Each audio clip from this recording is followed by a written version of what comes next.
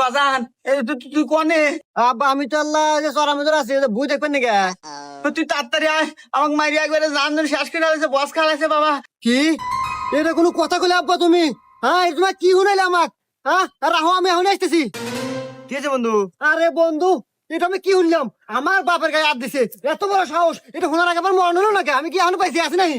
এই তাড়াতাড়ি চল, যাও নাকি?